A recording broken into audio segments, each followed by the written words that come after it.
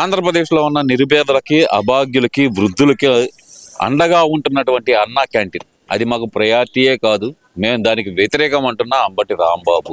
ఏంటంటారు అసలు? ఆంధ్రప్రదేశ్ ప్రజలకు నమస్కారం.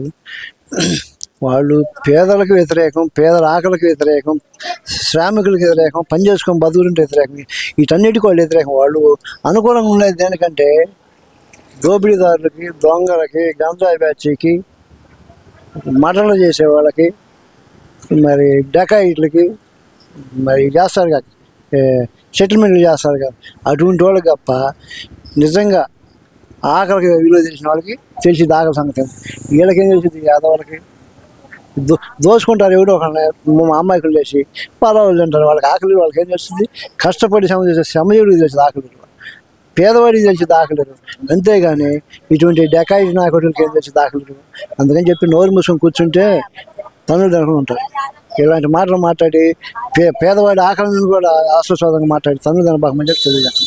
అసలు దేనికి అనుకూలం అనుకోవచ్చు అంటారు వైసీపీ నాయకులు కానీ, అంబటి రాంబాబు గారి దేనికి అనుకూలం అనుకోవాలంటే? వీళ్ళంతా చెప్తున్నాగా, ఈ అంబటి రాంబాబు అంటే గంట అరగంటకు అనుకోవడం, గంట అరగంట మరి వీటికి అనుకోవడం. వీడు మరి ఇవన్నీ వీటితో పాటు అవకాశం ఉంటే దోచుకోవడానికి ముసలివాళ్ళ పింఛన్లు కూడా దోచుకొని తిన్న యాదవ వీడు.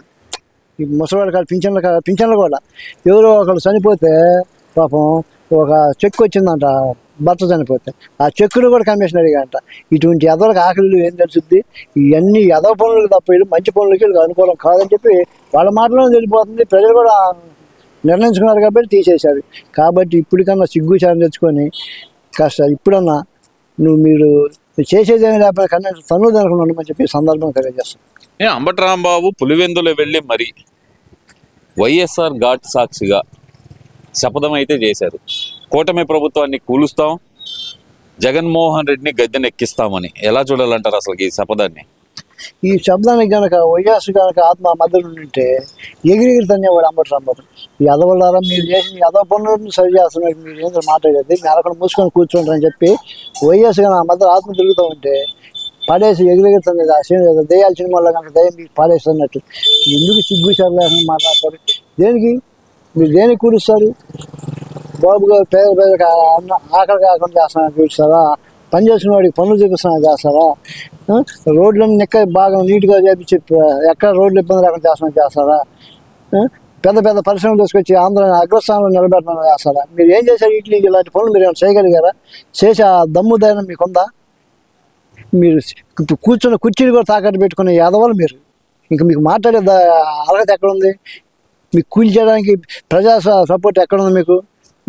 మీకు 3,000 రూపాయలు పెంచేస్తాను, ఒక 1000 రూపాయలు పెంచేస్తానని చెప్పి బాబు గారు 2,000 ఇస్తుంటే 5 సంవత్సరాలు పెంచడానికి అల్లాడిపోయారు. 5 సంవత్సరాలు 1000 రూపాయలు పెంచడానికి మీరు ప్రజల మంచి చెడు గురించి, ఆకలి గురించి మాట్లాడి మీరు యాదవల్లారా? ఇప్పుడు ఆకలి గురించి కాదు, అసలు సొంత కుటుంబ సభ్యులే ఏం పట్టించుకున్న తరుణంలో అంబటి రాంబాబు వెళ్ళి అక్కడికి మరి శపథం చేయడం ఎలా చూడాలంటారు? దేనికి సంకేతం అనుకోవాలంటారు? ఇవన్నీ మేము బుద్ధిహీనులమే, మాకు సిగ్గు విచారం లేదని చెప్పుకోవటానికి నిదర్శనంగా అందరూ కనపడుతుంది. దేనికి?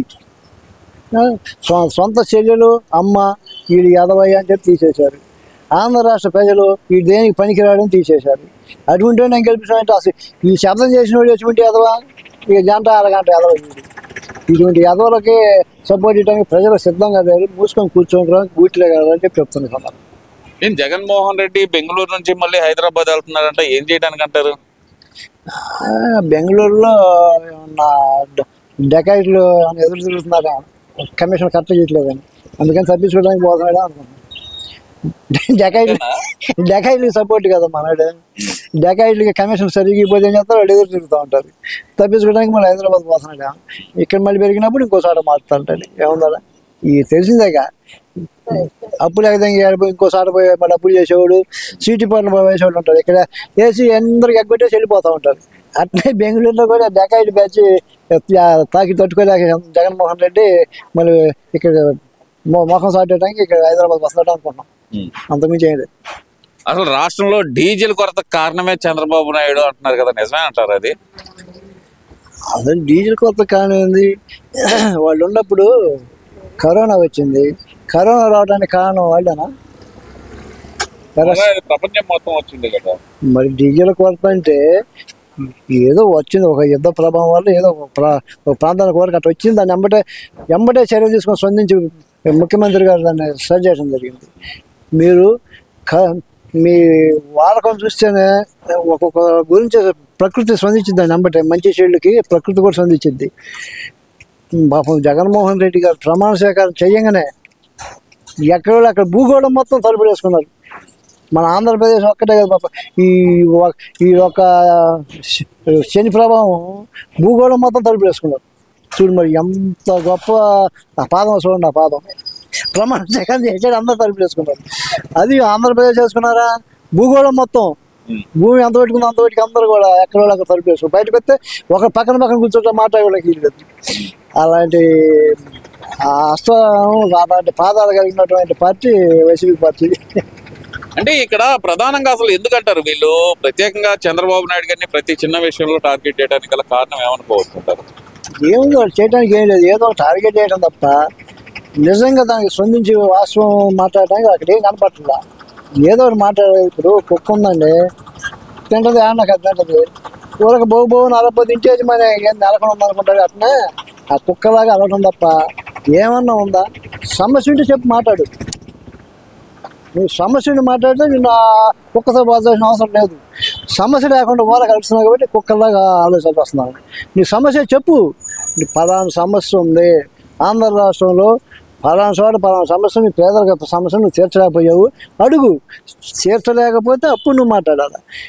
ఏదో నాకు నోరు ఉంది, అక్కడ కుక్క అరిచింది, ఇక్కడ నేను అరిచి అన్నట్టు మాట్లాడితే ఎట్లా చదవాలా? దానికి పద్ధతి ఉన్నారు మాట్లాడేదానికి. కుక్క అయితే దానికి పద్ధతి ఉండదు. మనిషి పుట్టకు పుట్టినప్పుడు ఒక పద్ధతి ఉండదు, మాట్లాడినా అరిచా. ఇక వాటితో మిమ్మల్ని పోల్చుకోవాల్సిన అవసరం ఉంది తప్ప ఏం లేదట. ఇక్కడ ఎవరైనా సరే రాజకీయ పార్టీ నాయకులు కానీ రాజకీయాల్లో ఉన్న వ్యక్తులు కానీ మేము అధికారంలోకి వస్తే ప్రజలకు ఈ సంక్షేమాలు చేస్తాం, రాష్ట్రాన్ని అభివృద్ధి చేస్తాం అని చెప్పి హామీలు ఇవ్వటం చూసాం. కానీ వైసీపీ నాయకులు మాత్రం మేము వస్తే కనుక కులం చూడడం, మతం చూడడం, ప్రాంతం చూడడం, ఒక్కొక్కరికి సినిమా చూపిస్తాం, బట్టలు ఉపదేస్తాం, మీ అందరూ అంతు తేలుస్తాం అని చెప్పి వార్నింగ్లు ఇస్తున్నారు. వాళ్ళ అసలు ఏమనుకోవాలంటారు వాళ్ళని? మరి ఏమనుకునేది ఏముంది, ఇదంతా డెకాయిడ్ బ్యాచ్, రౌడీ బ్యాచ్, వీళ్ళు రాజకీయ నాయకులు కాదని అనుకోవాలి. నిజంగా రాజకీయ నాయకులు రాజకీయం తెలిసినట్టు ఏం చేస్తాడు? నిజంగా ప్రజా సమస్య ఎక్కడో చూడరు, దాని గురించి మనం పోరాటం చేద్దాం అనుకుంటారు.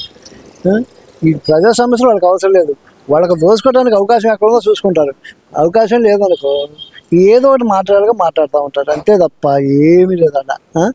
ఏముంది వాళ్ళు వచ్చి మాట్లాడటానికి? వాళ్ళు నువ్వు ఒక ప్రభుత్వ అధికారిని గొడ్డ రేపు తెస్తాను అని అంటే అతను పలానా పని చేయలేకపోయాడు, పేద ప్రజలకు అన్యాయం చెప్పి అప్పుడు నువ్వు సమస్య తీర్చలేకపోతే నీ గొడ్డలు తెస్తానంటే దానికి ఎవరైనా సపోర్ట్ చేస్తారు. ఏం లేదు, వాడి పని వాడు చేసుకుంటే నువ్వు పోయి నీ గొడ్డలు ఉపదేస్తానంటే ఏమంటారు దానికి? సరే, ఇవన్నీ ఒకెత్తి అయితే కనుక నిన్న చంద్రబాబు నాయుడు గారు మేడే సందర్భంగా అడ్డాకొచ్చే కూలీల గురించి వాళ్ళకు ఒక షెల్టర్ ఏర్పాటు చేస్తాం అనే మాట ఆయన చెప్పారు. 15 షెల్టర్లు ఏర్పాటు చేయబోతున్నాం ప్రయోగాత్మకంగా అనే మాట చెప్పారు.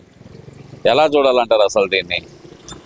అది నిజమైన ప్రజానాయకుడు మాట్లాడే మాటలు ఇప్పుడు మాట్లాడి, ప్రజల కష్టం తెలుసుకునే నాయకుడు మాట్లాడే మాటలు చాలా మంచి విషయం, ఆనందించాల్సిన విషయం. ప్రజలందరూ కూడా హర్షించాల్సిన విషయం ఇది. కార్మికులందరూ కూడా ఎంతో ఆనందంతో ఉండాలి. ఇలాంటి నాయకులను ప్రోత్సహించాల్సిన అవసరం ఎంతైనా ఉందని చెప్పి ఈ నాయకుడికి సపోర్ట్గా ఉండాలి. ప్రభుత్వం ఏ ప్రభుత్వం వచ్చినా ఏం చేసినా మనకు అనుకూలమైనటువంటి నాయకుడికి మనం సపోర్ట్ చేసిన అవసరం ఎంతైనా ఉందని చెప్పి కార్మికులందరూ కూడా ఇలాంటి నాయకులను మీరు మరవకూడదు. మళ్ళీ ఎన్నిసార్లు గెలిపించుకున్న ఇలాంటి వాళ్ళు ఇబ్బందులు ఎదుర్కొంటున్న సమస్యలు ఎలాంటి సమస్యలు ఉంటాయి అనుకోవచ్చు అంటారు? ఎందుకంటే మీరు కూడా చేస్తుంది బేల్దారి వర్క్, అసలు మీరు కూడా గమనిస్తూ ఉంటారు కాబట్టి దానికి ఎలాంటి సమస్యలు ఎదుర్కొంటూ ఉంటారు అంటారు? మరి వాళ్ళకి కూడా సమస్యలు ఉన్నాయండి. కూలికి సమస్య ఉంది, పని సమస్య ఉంది. ఒక్కొక్క సీజన్ అన్ సీజన్ ఉంటుంది, సీజన్లో పని ఉంటుంది, అన్ సీజన్లో పని ఉండదు. మరి ఇట్లాంటి వాటికి కూడా ప్రభుత్వం కొన్ని చర్యలు తీసుకొని వాళ్ళకి ఆ కార్మికులను ఆదుకోవాల్సిన అవసరం ఎంతైనా ఉంది. స్కిల్ డెవలప్మెంట్ ఉంది, దాని ద్వారా మన కార్మికులకి స్కిల్ని వాళ్ళ వర్క్ని బాగా మెరుగుపరుచుకునే విధంగా వాళ్ళకి అవకాశాలు కల్పించాల్సిన అవసరం ఉంది. పనులు ఉన్నప్పుడు, పనులు లేనప్పుడు కూడా, పనులు ఉన్నప్పుడు సరే, లేనప్పుడు కార్మికులను ఆదుకునే విధంగా ఒక పథకంగా పార్టీ చేసుకోవాల్సిన అవసరం ఎంతని చెప్పి ప్రభుత్వాన్ని సందర్భంగా కోరుకుంటా ఉన్నా. పనులు ఉన్నప్పుడు ఉంటాయి, వాళ్ళకి ఈ పనులు గ్యారంటీ ఉండదు. కాబట్టి అలాంటి వాళ్ళ గురించి కూడా ఒకసారి ఆలోచన చెప్పి ప్రభుత్వాన్ని బాబు గారిని వీళ్ళందరినీ ఒకసారి కోరుకుంటాం. ఏదైతే ఈ 15 అడ్డాల నిర్మాణం ఉందో ఇది వాళ్ళకి బాగా ఉపయోగపడుతుంది అనుకోవచ్చు అంటారా? ఉపయోగపడుతుంది. ఇప్పుడు ఒక అడ్డం ఉందంటే వర్షం వస్తే అక్కడ పని కోసం నిలబడడానికి అవకాశం ఉండదు. ఎండ కాస్తే ఎండ పడలేదు. ఏదో కాస్త ఒక షెల్టర్ ఉందనుకో కూర్చుంటారు, పనికి పిలిచినప్పుడు పోతారు, పని చేసుకొని వస్తారు. చాలా మంచి ఆలోచన. ఈ ఆలోచన రావటం, ఒక ముఖ్యమంత్రి స్థాయి వ్యక్తికి ఆలోచన రావటం కార్మికులకి ఎంతో ఆనందించాల్సిన అవసరం సందర్భంగా తెలియజేస్తుంది. Thank you.